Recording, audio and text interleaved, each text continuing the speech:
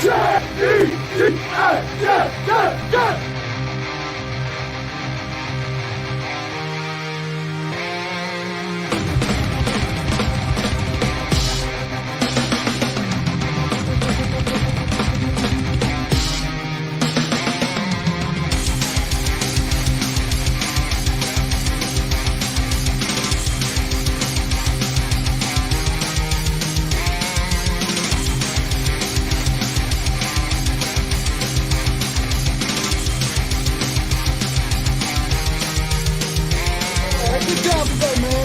One at a time, and we'll get the job done.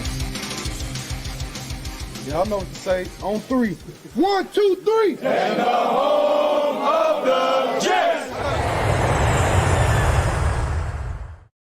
What is going on? Happy Monday, everybody. Sirius XM, Mad Dog Radio, ESPN Radio, all over YouTube. The man that never sleeps. Jake, what's up, man? What's up, Tyson? I mean, I don't need to sleep. I mean, I'll sleep when I'm dead. Bro, if you're not streaming, you're at a sporting event. Like, seriously, when do you sleep? I'm not a morning person. So, like, I stay up late, and then I try to do a stream in the morning and then a stream in the afternoon. And the mornings, like, I'm, like, just getting ready, getting out of bed. So those are a struggle because I don't get a ton of sleep, but we try and just make it work. I'll sleep when I'm dead. That's what I always say. Now, did I see you venture out to a UFC event in Newark? I was there, man. That was something, huh? I'm still kind of processing, that last fight between, Islam and obviously Dustin. That was spectacular. And then, I've been following like the UFC news cycle every day, like making sure we're still going to get this like McGregor Chandler fight, that all these rumors of it being off and all that. So yeah, man, that was a lot of fun. I've never been that close for a UFC fight before. I've been to a couple of them and I've had like decent seats before, but that was like insane how close I was to the main octagon. Yeah, you have a whole newfound respect for how hard they hit, the speed of the game, how all the action is pretty wild. And then you ran into a certain quarterback that everybody knows too. Is that where you saw Aaron Rodgers? Yeah, him and I, we go back a long way, and we finally got a chance to meet one another. And he actually asked about you, Tyson. He said, "When are you going on Let's Talk Jets?" I go, "Well, whenever Tyson tells me." So here we are. Well, first of all, thank you for your time. I think the last time we talked, it was during the draft, and the John Franklin Myers trade broke out. We were both in shock. Remember that? Oh, that's right. Yeah, you were on our MegaCast. Thanks for coming on again, by the way. And man, that was wild. Yeah, what's gonna break tonight during our show here? Yeah, it's never easy with the Jets. Nothing ever surprises you. But mandatory mini camps tomorrow, and the biggest story right now, obviously, is the Hassan Reddick thing, where whether he's going to show up or not. But what is your take on this? I think when you make a trade for a play like that, he had a contract issue with the Eagles. You acquired it here, no guaranteed money. You kind of figure they're going to work something out with him, right? It's like a no-brainer. I would think, right? I mean, to me, look, it's going to be a big story if he's not there tomorrow. And, based on what Matt O'Leary is hearing, the Jets had their media day today where they took all the pictures of the guys in the jerseys, and he was the only player not there. So it doesn't sound like he's going to be there tomorrow. So it will generate headlines and be a talking point. But, we're talking about early June still, and they had to have known when they acquired him, he wanted the new deal. That's why he was available in the first place. And I don't think he's actually going to hold out. So I wonder if they can meet halfway, maybe give him a raise, maybe tack on another year if they do some sort of mini extension, guarantee more money. I just think there's just no way they made this deal and then we're like, oh no, we're shocked this is happening. Like, they had to have known something like this could happen, and I think they'll figure it out. It's just, it's an unnecessary distraction, but at the same time, it's not really a distraction yet in early June. Like, if he's not there at the end of training camp, then it becomes more of a real quote unquote distraction, but we're not even close to that. This is the kind of like the leverage play where it's like he has no leverage, but I'm making my statement that I want a new contract. I'm going to miss 2 meaningless practices in June. Like, it's a system installed. He's a pass rusher, man. He knows how to play the game. He's a veteran, but I also think he earned the paycheck. It's probably the last big one he's going to get in theory. So he's going to want to get some kind of boost from the Jets. Now, in terms of an extension, I'm kind of in like the 2-year play. Like, give him one more year. Like, even like DJ Reed, like, you know what? Aaron Rodgers, 2 years, bring these guys in for like another year, and then let's readjust after that and see where we're at. What kind of, like, what are you looking for with him? Yeah, I agree with you. To me, can they, give him a raise this year, add another year next year? Will that get it done?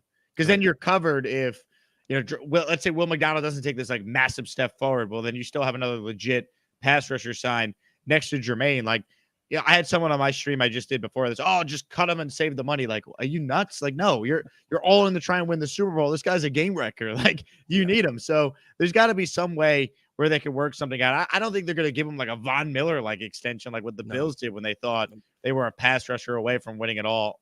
But I do think whether it's a raise or a 1 to 2 year extension, I think it makes sense. I mean, he's like the 19th highest paid defensive end. He's obviously underpaid. So I think the Jets know that. Now the question is, where's the sweet spot? Is it a raise this year, let him hit unrestricted free agency where they say, hey, we won't franchise tag you? Or is it, hey, here's a raise this year and an extension next year. Yeah. So his cap hits a little lower this year. They can absorb it more next year and he gets his money. It's about money. We all understand that. I'm just not going to be that concerned on June 10th about this. And now Oscar the Grouch, one of my favorite Muppets, Jake had some kind words for you on the stream on Friday. Well, thank you, Jake. I don't know what I said, Oscar, but if you remember, feel free. I probably said I love going on with Tyson Rouch. He's been doing the Jet content longer than most. Nah, man, you were one of the best, dude. I enjoy all your stuff. I just know whenever there's some kind of news, I'm like, Jake's definitely streaming. I'm like, he's definitely going to be streaming. There's no doubt about that. Other than Hassan Reddick, two other players I want to ask you about is DJ Reed, who we all love. He's been an excellent mentor to Sauce, Pro Bowl caliber player, all this. Last year of his contract. The Jets, they're not desperate for cap space, but they could use some, especially want to do a trade deadline move, right? Would you consider trying to extend DJ Reed a year, or do you think he's in the same boat as Reddick, where it's like he's earned another big contract, probably his last big contract of his career as well? How do you handle DJ Reed? I don't think they're going to extend him because I think they're preparing to have to give Sauce Gardner the largest contract a DB has ever received a year from now. Now, I think there's a compelling case. Maybe you could look to extend Conklin and save some cap money there because I think he's going to be worth more after he puts up, I think, a really good season with Aaron throwing to him. But, with Reed, as much as I want to keep him, I think they're going to end up paying Carter over Reed because Carter's younger, and they're not going to want to give DJ Reed close to number one corner money at age 30. I think they'll let someone else in free agency that doesn't have a Sauce Gardner pay Reed. So, look, if it was up to me, I'd want to keep all these guys. I just know that's not realistic. Yeah, 100%. I think Michael Carter II is he's 25 years old. He's learning, he's growing with the system. You see he's blossoming into a top corner at his positions. Like, you keep the young guy. If you got to find a third corner to replace Reed, I kind of I'm okay with that. You know what I mean? You can only spend so much money in the secondary. So it'll be interesting. I mean, it's like the Jets, man. You never know. Like, you have all these guys that like these young prospering stars. Can you keep them all? But mandatory minicamp, you have, the whole Aaron Rodgers thing, Tyrod Taylor, the offense is front and center. What is your biggest concern on offense going into the year? Is it Hackett? Is it the offensive line staying healthy? What's your biggest concern? It's just health, man. I really don't think they're there's very many things we could poke at. Like, if you tell me they're a little thin at receiver, I would say if there's an injury, you know what I mean? Like, not every team is going to have multiple number one receivers. Like, I think Mike Williams, if he's close to what he's been, is perfect for what they need. I think Corley will contribute. I think we're sleeping on what Xavier Gibson can do with another year in this system. And the early reports I'm hearing about him from some of these practices have been really positive. So, like, to me, the only concern I have, it's not Hackett because I just think Rodgers mitigates a lot of that. To me, it's just health, man. But you know what? We say this as if like the Jets are like the only team that has like injury risk, man. Like, a year ago at this time, the only thing we would talk about with the Miami Dolphins was if Tua could stay healthy, he can't stay healthy. Ironically, he was one of the few starters that actually made it through the entire season last year. So it's a year-to-year league. And yes, Aaron's 40 coming off this injury, but he doesn't have a history of injuries in his career, and if there's any silver lining from what was a nightmare for all of us last year, it happened week 1. Like, he's full go. He's ready to go. There's no restrictions or anything. So to me, it's just health. Well, that's most teams in the league, man. Yeah. Like, I promise you, if Josh Allen got hurt on the 4th play of the year, the Bills would suck too. Like, that's how it goes. No, but I guess going to the wide receiver position, I think it's interesting because Mike Williams is an unknown. We know what he is as a player, but when is he going to be healthy? Is it week 1? Is it middle of training camp? So that's like, all right, Alan Lazard, according to every report, has been terrible again, which is disappointing. I thought he'd have a chip on his shoulder, bounce back, and play well. So it's like Corley, inexperience, Gibson, inexperience, all these guys. So it's like, do you think the Jets are kind of using mandatory minicamp and OTAs as kind of like a trial period? Let's see what these guys are now. Are they getting better? How are they handling it? And if they don't like what they see, maybe make a move going to training camp. Like, we got to get another veteran here because we don't like what we see in Lazard. We don't like how these young guys, we need to be at a higher level. I'll tell you what, I think the fact they have a 3rd-round pick they got when you and I were doing that mega cast together talking about this, that could be used for a weapon in season if there's an injury or some of these guys they're banking on in year 2, like Gibson or Brownlee, don't take a step forward. I do think Williams will be ready for week 1. I know people are like, well, what if he's not? Well, I mean, like, if you remember, go back and look what they said about Brees at this time a year ago. It's the same timeline. They've acknowledged that. So Mike Williams got hurt at the end of September. The normal ACL recovery timeline should have him practicing by mid-August. And if that happens, he'll be ready by September 9th, like Brees was for the first game of the year. If he's not, well, then you got to hope that Aaron Rodgers' presence can revitalize Allen Lazard and make him, a decent number 4 receiver, which is what his role would be on this team. Maybe Brownlee takes a step. Maybe Gibson takes a step. I think Gibson is better than some people realize. And then I think the question is, how quickly does Malachi Corley pick up this offense and come along fast? Because it wouldn't shock, I don't think, anyone, Tyson, if Corley was like their starting slot week 1 opening night. I think that's what they're hoping for, to be honest with you, because I think Lazard's he's working his way off the team, if anything. And now you kind of hinted at it before, but if the wide receiver group is kind of like you, a little bit of concern, are you thinking that Conklin takes over some of that slack? But what are your thoughts on Rucker? Because the tight end position, everybody's gone. Everybody's glad CJ's gone, but it's like, all right, Rucker's got a lot to prove, man. He's got a lot of talent, been banged up, not a lot of productivity in the NFL. Is he a kind of a guy you got a spotlight on? Yeah, I definitely think this is his prove-it year, right? He's in his 3rd year. Typically, tight ends, it takes a year or 2 to kind of learn the position. It's not easy having to be learning an NFL offense and having blocking responsibilities and pass-catching responsibilities. Rucker has talent. We've seen him flash plays at times in a very limited sample size. I'm thrilled that they didn't take Brock Bowers. I'm thrilled that Jeremy Rucker's going to get a real chance behind Tyler Conklin. And some of the reporting on Rucker has been positive this spring. So I'm excited to see what he can do. I think this is his year to take that big step forward. It's interesting, man, because we're all encouraged. Like, you want to see this guy break out. You want to see Rucker break out. So you're looking at Conklin, we feel comfortable. Behind him, okay, a little bit nervous. Garrett Wilson, comfortable. Mike Williams, comfortable. Behind them, a little bit nervous. The running back position gets really, really interesting because we love Breece Hall, bona fide superstar. After him, you have Braylon Allen, who everybody loves because he's jacked and he's catching balls out of backfield. Is there any party that's a little bit concerned about the inexperience in the running back room? I know they got Tariq Cohen, which helps as a veteran guy that's been there, done that. But any concerns there, like in a big spot? Can the rookie handle the spotlight here? I would rather them take the approach they took than bringing in another Dalvin Cook all over again, right? Like the free agent running backs after like the initial wave of like the Barkleys of the world signs, not very good. You're not going to spend a lot of money after that disaster. And look, I've been encouraged by what we've heard about Braylon Allen so far. And typically, like unlike other positions, running back, you're in your prime the second you're drafted because you just have a finite amount of time to be really good.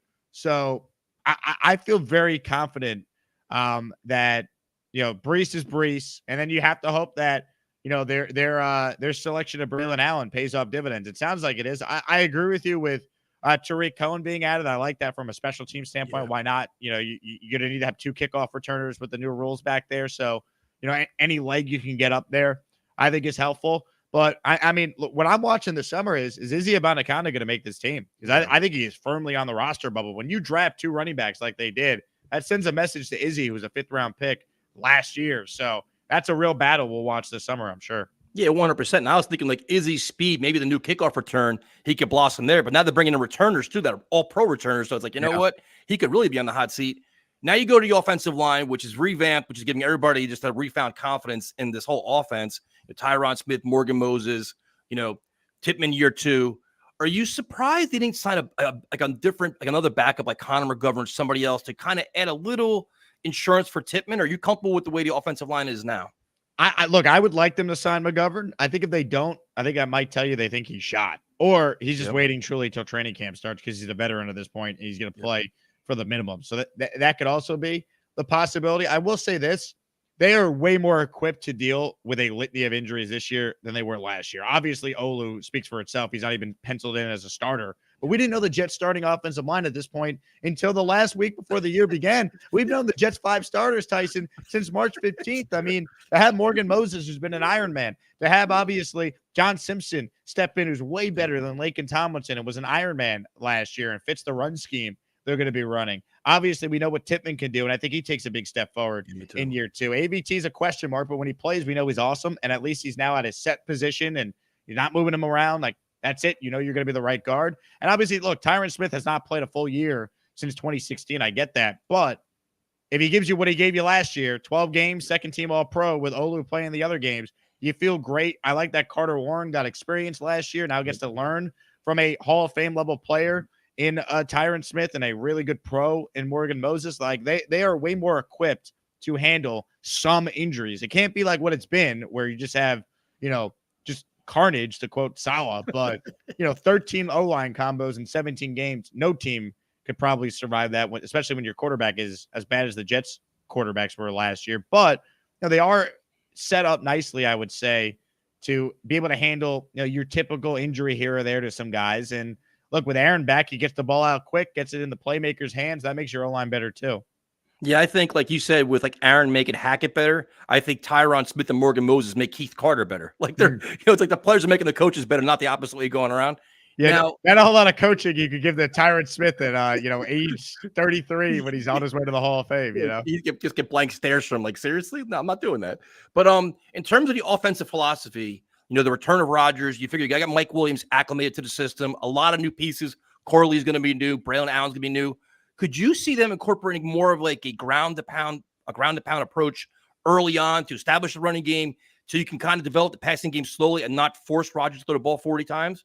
Or, I hope so. Right. Yeah. That's the most common sense approach, I would think, right? Like, as much as we want to see Aaron light it up, maybe he gets to a point where he does start doing that. We don't need him throwing 40 times a game for this offense to be great. Like they have a guy in Breece Hall who it would not shock me if he's the offensive player of the year. He is basically AFC Christian McCaffrey, in my opinion. And now we just need to see, Breece go out there and do it with the spotlight being on the Jets because Aaron's back healthy and people will notice how amazing Breece Hall is. I mean, he had 1,600 yards from scrimmage last year with Hackett as the play caller, who admitted he didn't realize how good he was as a receiver until after the Giants game. Yep. You had the worst O-line that we covered, a quarterback situation where the boxes were constantly stacked, and Breece had the second most yards from scrimmage in football. And he was coming off injury, so he was on a pitch count with Dalvin Cook at the beginning of last year. So I just pray he's healthy, man, because if he is, there's no reason why he can't have 2,000 yards from scrimmage this year. He's that special of a talent. Yeah, I agree, especially early on. I think they're going to ground and pound. They're going to run the ball a lot, man. I think it's the best way to do it. Kill the clock, put the pressure on your opposing team and go back to it. Now, the other thing is, what do you think about Garrett Wilson? Because if you have that ground and pound approach, Garrett Wilson may not get the numbers he's coveting and wants because he wants that big contract too. He wants the Pro Bowl and everything else. What do you see out of Garrett Wilson this year?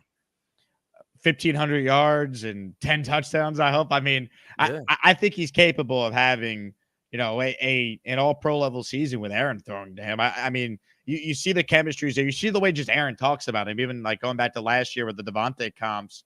To me, if Garrett Wilson stays healthy, I mean, he will establish himself, I think, as one of the 5 best receivers in the league. People think I'm nuts when I say that, but I see the talent level, man. I mean, he's done things that no one has done in the NFL. Like he's got over 1,000 yards the last 2 years with 8 different quarterbacks. And like, other than like a game or two from like Flacco and a game or two from Mike White, like the quarterback play has not just been bad, it's been putrid. Yeah. And he's been able to produce. So, I'm excited, man. I think the bar is 1,300 yards and close to 10 touchdowns. I think he has that type of capabilities. I really believe that.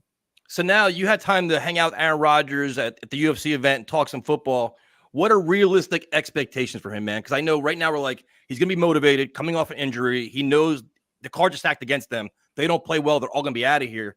What's realistic? Top 8 quarterback? Like, how do you see him like really like being like honest about it? Not like we can all say, hey, you know what, top 5 guy, but where do you really see it falling out this year? I think he could be a top 10 guy in the league, right? I mean, I think so. Can we name 9 guys you definitively want over Aaron Rodgers? Like, it's an unknown because he's coming off this injury, but I think statistically, I think he's between one of his MVP years in 20 and 21 and 2022. I think he'll throw 30 touchdowns. He'll hit over 4,000 yards. He'll have a high quarterback rating in the mid-90s. Like, I think he's going to be Aaron Rodgers. Like, I don't know if he's going to win an MVP, but they don't need him to do that for this team to be very good. And I think a lot of non-Jet fans missed the point when they're like, oh, you're relying on Rodgers. Like, he's not going to be an MVP player anymore. Like, okay, we won 7 games the last 2 years with the 32nd ranked offense in the league. We don't need him to be MVP Rodgers. If he's competent, that might be enough. If he's top 10, that's enough to win the division. And that's, to me, where it all starts. No, I agree. I think the play calling early on is going to be interesting, and to see how he reacts to it. I expect they start off slow. Like, him in the media, man. They're always like, it's just he's like a lightning rod. So how does he handle it? How does Hack handle it? How do they make modifications? How do they adjust? But it's going to be must watch for sure, especially against week one against the 49ers. Now, defensively, I think everybody feels very comfortable. I mean, they've been a top defense the last couple of years. There's superstars all over the place. You look at the defensive line, Bryce Huff is gone. We talked about Reddick already. Do you have any concerns about the run defense where they lost Quentin Jefferson, they lost Al Woods, they brought in Kinlaw? Are you a little bit concerned? Do you feel comfortable with Ulbrich making adjustments? I have a lot of faith in the defensive coaching staff just based on their history and what they've done, taking guys we'd never heard of and turning them into players that got paid elsewhere. Like Quentin Jefferson, 6.5 sacks last year. What? Solomon Thomas was a bust. He comes to the Jets. He's a nice rotational player. I mean, the list goes on and on. Quincy Williams was picked up off waivers. Everyone loves Bryce Huff. He was a UDFA that they picked up and then developed. So I have a lot of faith in the defense. The only thing I think that could hurt the defense is injuries. If you look at the Jets the last 2 years, we all talk about the devastating injuries. Most of them have been to the offensive side of the ball. They have been very healthy on defense. Like Sauce has played every game.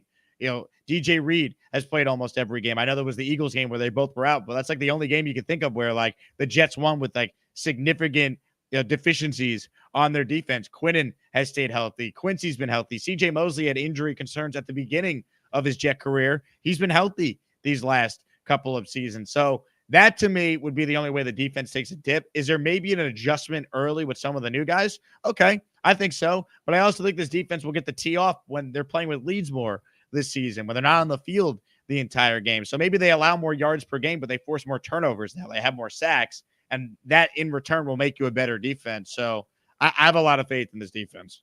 Any concerns with the linebacker position? If there's an injury, I think their depth will be tested. I think Jamie Sherwood, though, Tyson, I think he's underrated. I saw a good film review by Joe Blewett on Jets X Factor that kind of showed Sherwood's skill set. And I mean, look, no team's equipped to deal with like a bunch of injuries to any position room. We understand that. So maybe we could question some of the depth at linebacker, but I think they have enough there between their pass rush and obviously the corner room to feel pretty good about, the overall body of work. Now, the expectation for Will McDonald this year, do you see it being, he's gotten like a cushion now with Reddick and Jermaine Johnson expected to take off. What are your expectations for him? Could he look at like maybe 8 sack seasons? Is that too much? Or he's probably not going to see a lot of quality reps, not like significant reps, but what are you seeing out of him? I think the fact they traded JFM is telling how they feel about McDonald, and they expect him to play a lot more. I mean, if he has a duplicate season of Jermaine Johnson, I think everyone signs for that right now. And if you look at his pressure rate to what Jermaine was as a rookie and what Will was last year, very similar. So maybe McDonald can have that type of year. I don't know if he's a Pro Bowler, like Jermaine made the team as a Pro Bowl alternate, but look, if anything with the Jets defensive staff, especially their D-line, right? Aaron Wycott, I think, is a phenomenal D-line coach. Players rave about him. I would expect McDonald to probably have at least 6 to 7 sacks this year. I don't think that's an unrealistic expectation for him. Now, do you think Michael Clemens is kind of on the hot seat here where he's got kind of like a put up or shut up year where he's being asked to contribute a lot more because of the players that departed? I think he's on the bubble going in the training camp with some of these UDFA guys that are getting rave reviews. I don't think Clemens has a guaranteed roster spot. I think he could be on the bubble based on some of these guys they brought in that seemingly have made some plays, through the OTA portion of practice so far. Yeah, no, I agree. Now, the safety position is interesting especially because there's high quality talent still available. You have like Pro Bowl caliber players out there: Chuck Clark, Tony Adams, Ashton Davis. I think the Jets have high expectations of Chuck Clark, and he's not expensive, obviously, right? So, any concerns there, or do you say, you know what, you have a great pass rush, you have a solid front seven, you're not really worried about back there because Tony Adams is actually a blossoming star as well. The safety depth is just a bit of an unknown because we've never seen Chuck Clark, but I think he's a good player, man. I watched film on him with the Ravens. I talked to guys that covered the Ravens who say that's a steal that the Jets got him for a 7th round pick. Sure, he's coming off the injury, but I don't know. I think sometimes when we talk about guys coming off injury, we act like they can never be good again. And I'm not saying everyone's going to be like Breece Hall, but like modern medicine, science, like an ACL is not a career sentence. Like he suffered an ACL. It happened in June of last year. We're talking about him being ready for September of this year. He should be ready to roll. So I'm excited to see what he could bring. I like bringing back Ashton Davis. I like the fact that they're going to say it's competition there. Let everyone compete. I think Tony Adams has ways to go. I think he's still an improving player. So Is it the strength of the team? No, but when you have the best corner room and an elite linebacker room and an elite defensive line room, there's going to be some area of your defense where you're not going to spend a bunch of resources. If that happens to be safety with this defense, I think they can get away with it. And I think, too, if they're playing with a lead, you can be a lot more aggressive. I think a lot more interceptions will happen. You get a lot more takeaways and turnovers, and that'll be great for Sauce. I think Sauce is just coming into a stratosphere of his own at this point, where he's going to probably be the highest paid corner in football at some point. What are your expectations for Sauce this year? Will he finally get his 5 or 6 interceptions and probably kind of start turning things in? That's the next step for him, right? I mean, it's tough to demand more from a guy who's the first to ever be on the All-Pro team 2 straight years at his position. But, I mean, he doesn't get a lot of chances, so it's magnified when he does have a chance to maybe force a turnover. So, look, if he's traveling more this year like he wants to, and the Jets have seemingly been more open to allowing him to do, there could be opportunities for him to intercept more balls. And that also comes with the fact this defense will get a chance to actually make more plays because they're playing with leads. Like last year, the Jets would be down, and then teams would just run out the clock on them. They wouldn't put themselves in a spot where they would make turnover-worthy throws downfield, because why would you bother turning over the ball? That'd be the only way the Jets would have a chance to win the game. They only won the Eagle game because the defense did force that critical turnover against Jalen Hurts late in the game. Josh Allen gave them 3 interceptions opening night and a fumble. Like that was the only way the Jets were able to beat any decent team last year. Now, with Aaron at quarterback, you're going to have leads late in games. And the few times we did get to see this team play with a lead in Denver against the Texans, they closed out the game. And that defense did force turnovers and get pressure. So Sauce will have more opportunities to do that this year, and I can't wait to watch it. Yeah, they had to play perfect last year. They couldn't make any mistakes whatsoever. Now they could be a little more aggressive, take a little more risk, and get a lot more reward too, which they desperately need because you want to contribute with the offense. Now, special teams, obviously, everybody loves Zerline and Morstead. The returners are really interesting, man, because now it's a legit competition. We all like Gibson. They brought in Cohen, Grant, Izzy. How do you see that playing out, man? I think it seems like Saleh is he's really highlighting a lot. Like, you know what? There's significant impact to be made now in the return game. Well, I heard Saleh say they expect 100+ kickoffs this upcoming year. To put it in perspective, I think the Packers led the NFL last year with 32.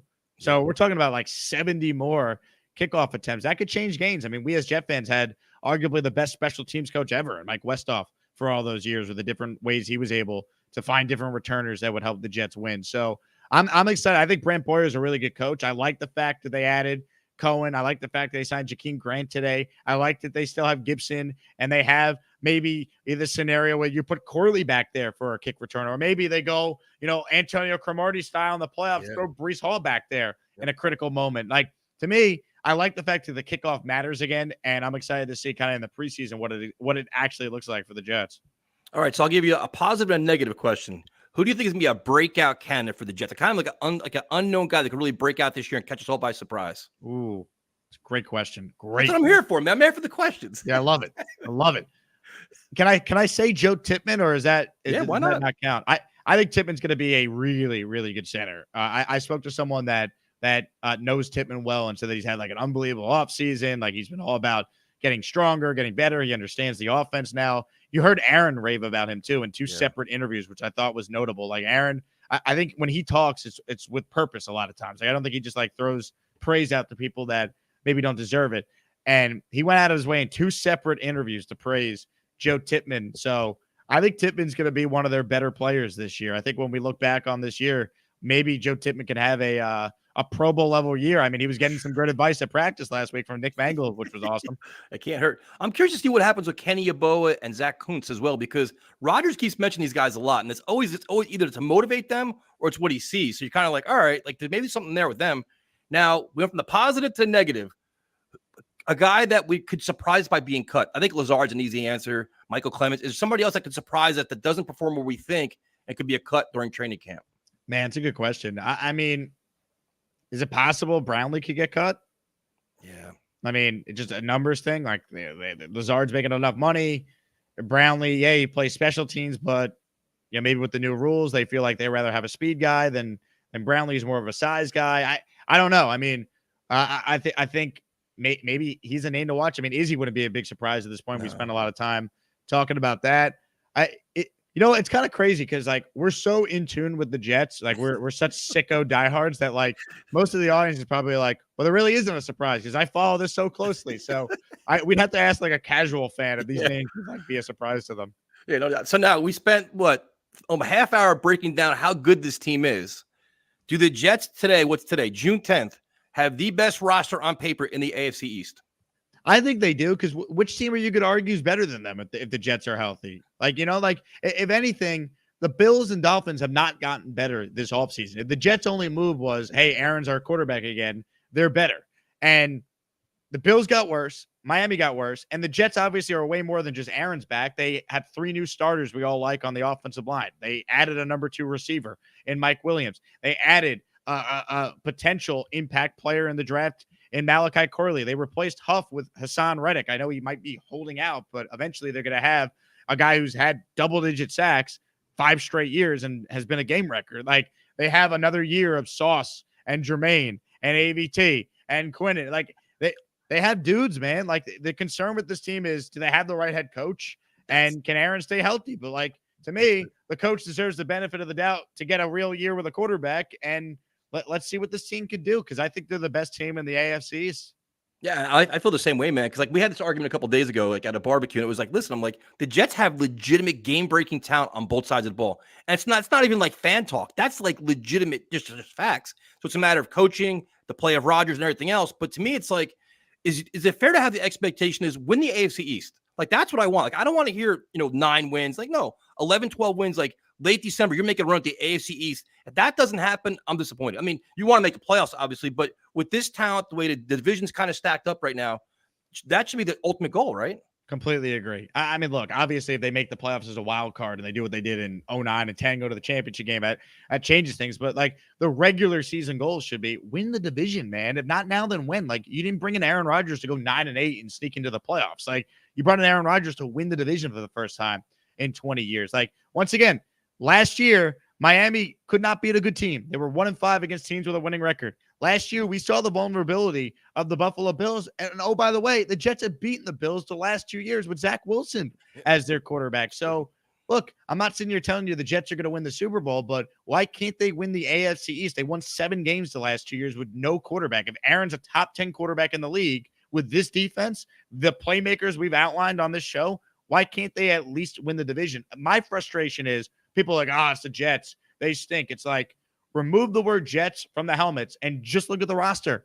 It is as talented of a team and really in the conference, but certainly I think it's the most talented team in the AFC East. No, 1,000% agree, man. That's my expectation. Like we're battered and beaten Jet fans. So it was like, the other shoe's got to fall. We just saw it last year with Aaron Rodgers going down. But I'm like, you look at that. It's like sooner or later it's got to just stack up and work for us. But it's like they can overcome injuries. They have depth. Coaching, I'm not really sure about. But even like Tyrod Taylor, we haven't talked about him. It's like, to me, if he had to play 2 or 3 games, I'm comfortable with that. When's the last time you can say that about a backup quarterback with the Jets? Not very often, man, right? So it's like, if you like every problem you give me, I can give you an answer that says, you know what, we have an answer here, we have an answer there. What would you consider, obviously a Super Bowl is an easy answer, but a successful season for the Jets this year? I think they got to win at least one playoff game, right? And look, if they win the division and win a playoff game, I think that, that guarantees head coach and GM back.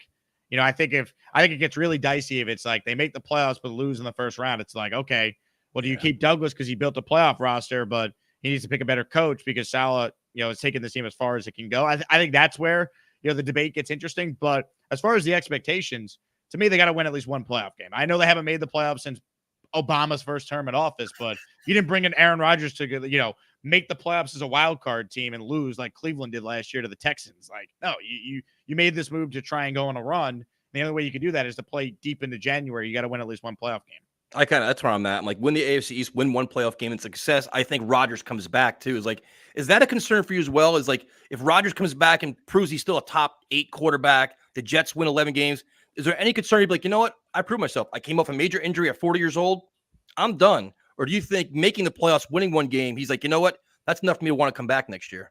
I think he's always had the idea of playing multiple years with the Jets, and he views last year as a lost year. He has talked about playing like 2 or 3 more years beyond this year. So as long as his body could do it, I think he wants to. I don't know if he's playing a 45 like Brady, but I don't think this is his life. Unless they win the Super Bowl and he retires, which God bless if he wants to do that, we're all for it. I don't think that's happening. I think he's playing at least 2 more years. Now, the one question I always like to ask is because it's interesting for me, because I'm kind of like that, not cynical, but I'm always skeptical. The Jets right now under Saleh still have to prove they know how to win, right? They've won meaningless games in high pressure environments. They've kind of come up short. Rodgers can change that. Do you have any concern about this team learning how to win in these big spots that could cost them down the road? Or you think, you know what, there's so much leadership with Tyron Smith, Morgan Moses, all these, Mike Williams, that they can overcome that?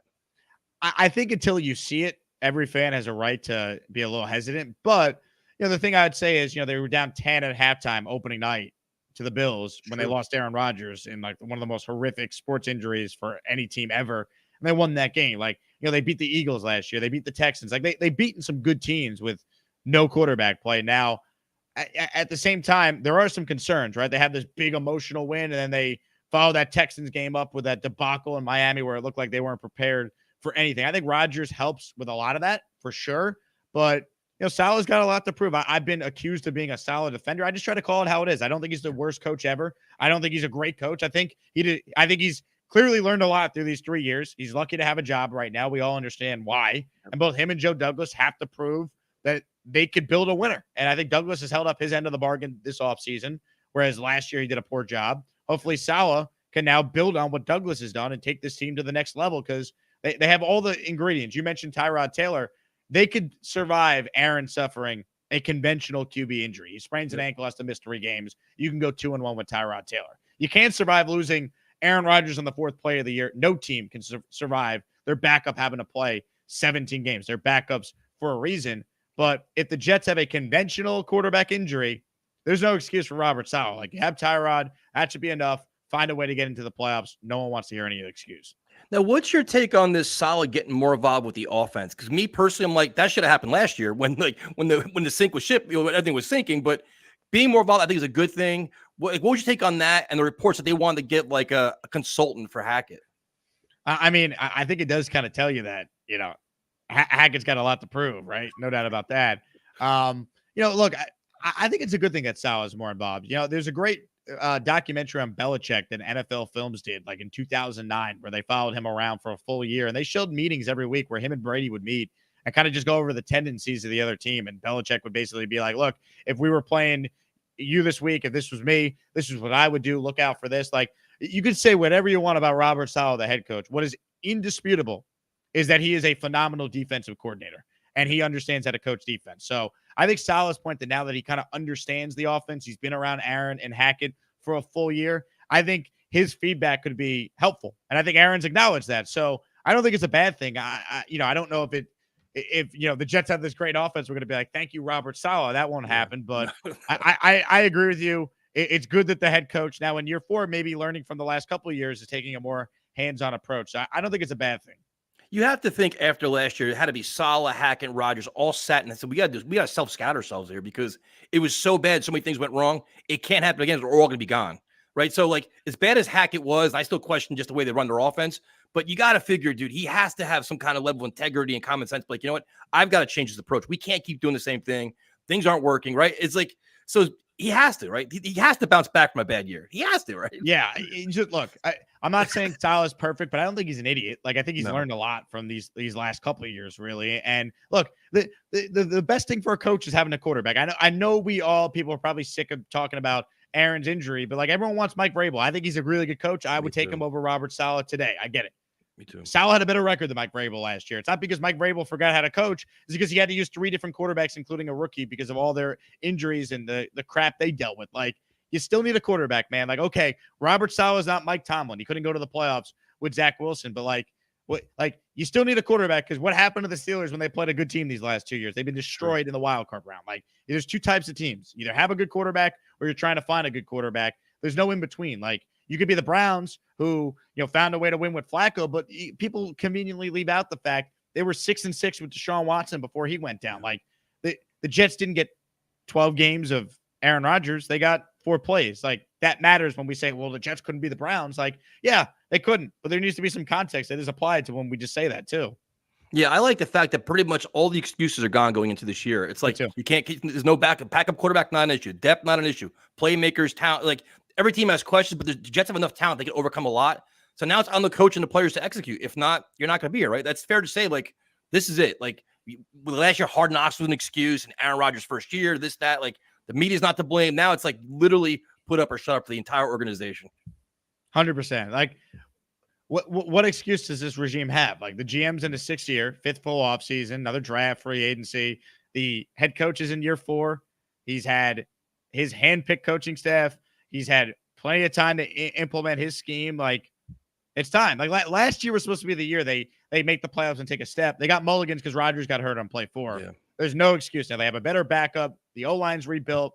They have adequate receivers they've been able to add. Like, if not now, then it's never happening with this regime. No, I agree. We got a couple more minutes with Jake. So if you have a question for Jake, ask in the chat. Go for that, because I love talking to him. And you fire out so much knowledge. I'll have to watch this later again and like try to consume it all. Now, somebody told me you're doing an event in Long Island like on June 20th. Is that true? Because I heard about it. Yeah, that is true. You want to come? Tell me about it. We can promote it here, man. Let's talk about this. Yeah, so I'm still trying to finalize 100% of the details. If you're on my Patreon or Discord, everyone in there got a month heads up on that. But it's gonna be Hicksville, Long Island. We got a nice venue, got some food trucks, we got like blackjack tables that are gonna be there, and we're gonna raise some money for a friend I went to college with who unfortunately passed away last month. So gonna raise some of the money for this event and donate it in his honor to the foundation his parents were talking about at his funeral for mental health of Westchester, I believe it is. So awesome. I'm excited. It's gonna be fun to kind of interact with my fans. I call them as maniacs on my channel, so that'll be fun. But if anyone wants any details on it, feel free to message me and I'll be able to shoot you the address and whatnot. Yeah, send me the info too, dude. I'll make sure to spread the word for you as well. That's awesome, man. You know how I am with that stuff. I'd love to help you out with that. So now we got, how many wins are you predicting for this year? I have the Jets at 12 right now. Maybe that's too high, but I look at their schedule. They don't play the Chiefs. They don't play the Bengals. They don't play the Ravens. You could say, oh, but Jake, the travel. Okay, like if you're going to play Thursday Night Football, I'd rather play it at home. I know it sucks for the season ticket holders, but you're home twice for those games. That's big. Like, yeah, you play the Niners, tough game, week 1. All right, you get it out of the way. Your best chance to beat them might be if they have a Super Bowl hangover in that game. And then after that, you got Will Levis, advantage Jets. Yep. You got Bo Nix, or I prayed Zach Wilson. It won't be. So advantage Jets, McCarthy or Darnold in London. Like, hey, you play the Bills, that's tough. But you get Miami at home in December. I love that. Or January, excuse me. You get Jacksonville late in the year. Yeah. So you don't have to deal with like the crazy heat for that one as well. I go through the schedule, and if healthy, which you could say for every team, yep. I think this team could go from 7-10 the last 2 years with, I think Rodgers is going to be awesome this year, to 12 wins. I don't think it's crazy. 12 wins and AFC East champions is what I'm predicting. Sign me up for that. If you had to secure one of the following, and for 2025 alone, would it be Tyron Smith, Hassan Reddick, or DJ Reed? Ooh. I feel like I got to go Reddick, right? Because Smith is replaceable with Olu. That's why he was drafted. And Reed, he's going to cost number 1 corner money, it feels like. And I don't think the Jets are going to pay him when they're going to pay Sauce and they're going to pay Garrett. They got all these guys they got to pay. So I love DJ Reed. I think he's going to get paid more money elsewhere. And he deserves it. He earned that paycheck, man. It's going to be the last big one of his career. Go get it. Yep. Will Elmo see you at the Jets Super Bowl parade? Elmo, I'll be there, and I'll be yelling, "Tickle me, Elmo, baby!" I can't wait.